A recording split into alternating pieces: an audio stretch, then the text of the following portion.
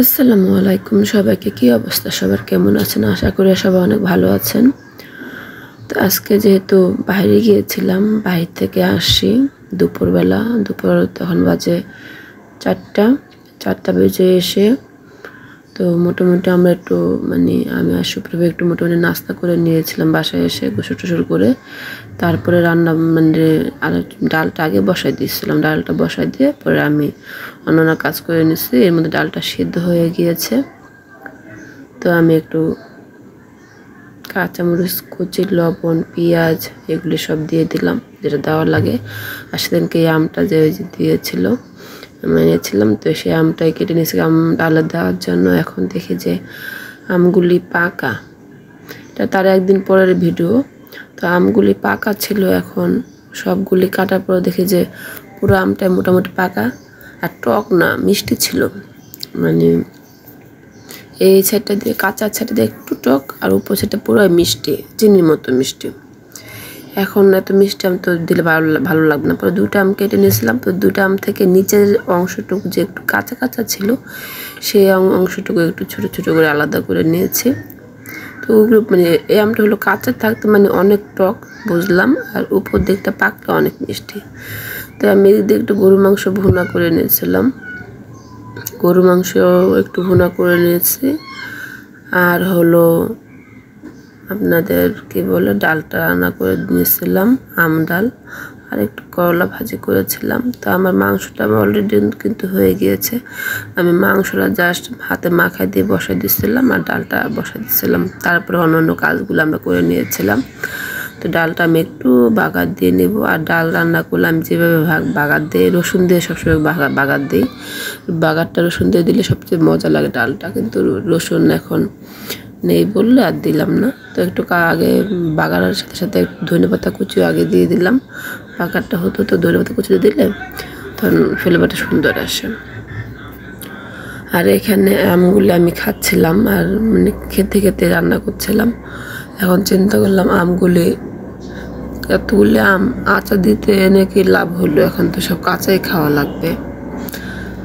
যাই হোক, এখনকার আম তাদের আম পেকে গেল বুঝলাম না। কাঁচা আম তো দেখলামই না, কাঁচা আম দেখার আগে আম পেকে গেল। আম আচার দিব কবে? আর আচার দেওয়া যাবে না, কারণ এই আম কিন্তু আচার দেওয়া যায় না। তো আমি ডালটাকে বাগার দিয়ে নিলাম। এর মধ্যে একটু করলাটা বসে দিলাম। করলাগুলো একটু মোটা মোটা করে কেটেছিলাম, আলু করলা। মাঝে মধ্যে আমার মনে একটু মোটা মোটা করে আলু দিলে করলা ভাজি করলে খেতে ভালো লাগে। আমার এক এক সময় এক এক জিনিস মনে চায়। আজকে কিন্তু আমি করলা একদমই ঝুরি করিনি, আজকে একটু অন্যভাবে সব একটু মোটা মোটা করে কেটেছি ইচ্ছা করেই। এই মাঝে মধ্যে মোটা মোটা করে করে করলা ভাজি করলে খেতে ভালো লাগে। আমার কিন্তু আবার ঠান্ডা লেগে গেছে।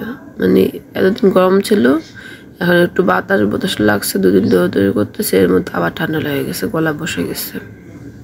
কিচ্ছু করার নেই, এইভাবে আমাকে চলতে হবে। তো এই তো কাজটা শেষ করে সন্ধ্যা হয়ে গেছে। তো সন্ধ্যাবেলা কিন্তু আমরা ভাত খাইনি। তো এটা হলো তার আগের দিনের শুক্রবার কিনে আনছিল আমার জন্য। আমার এই জিনিসটা অনেক পছন্দ, ক্রিম রোল আমার কাছে খুব ভালো লাগে, কিন্তু এখন ক্রিম রোলটা ভালো লাগলো অনেক সময় আমি খাই না, ইচ্ছা করে কিনি না, আমার বাসায় আনলেই খাওয়া হয়। তো সেদিনকে শুক্রবার ওই ফ্রেন্ডদের নিয়ে নাস্তা করতে গেছিলো ক্যান্টিনে। তো এটা পেয়ে আমার জন্য নিয়ে বলতেছে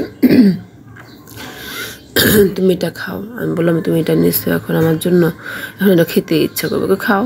পরে ও এখানে শুয়েছিল সন্ধ্যার সময়, তো ওকে ও কালটুকে নিয়ে, তো একটা ভাঙ্গা ছিল মাঝখানে। আমি বললাম তুমি এটা কি এনেছো, ভাঙ্গা কেন? বললো এটা তো আমি আর খুলে দেখিনি, প্যাকেজিং ছিল, প্যাকেজিংটা খুব সুন্দর ছিল। তো ভাঙ্গাটা বললাম তুমি খেয়ে টেস্ট করো। ও কিন্তু তুমি এটা ক্রিম রোল খেলো, অনেক খায় না, আমি একটু বেশি খাই, একটু কম খাই। ক্রিম জাতীয় জিনিসগুলি আমার একটু পছন্দ, কিন্তু ওর আবার তেমন একটা পছন্দ না। ও খায় কিন্তু পছন্দ কম। তো রাত্রেবেলা এটা রাত্রের ভিডিওটা, রান্নাগুলো সব রেডি করে আমি নিয়ে আসছিলাম, আবার গরম করে জাস্ট সে টেবিলে সাজিয়ে নিয়েছিলাম খাবারগুলো। তো আমরা পরে রাত্রে খেয়েছিলাম। আর সারাদিন কিন্তু আমাদের কিছু খাওয়া হয়নি। সারাদিন খাওয়া হয়নি বলতে ওই যে ক্রিম রোলটা খেয়েছে, আর হালকা পাতলা হয়তো বা পাউরুটি ছিল ঘরে, পাউরুটি খেয়েছে আমরা চা দিয়ে, এতটুকুই।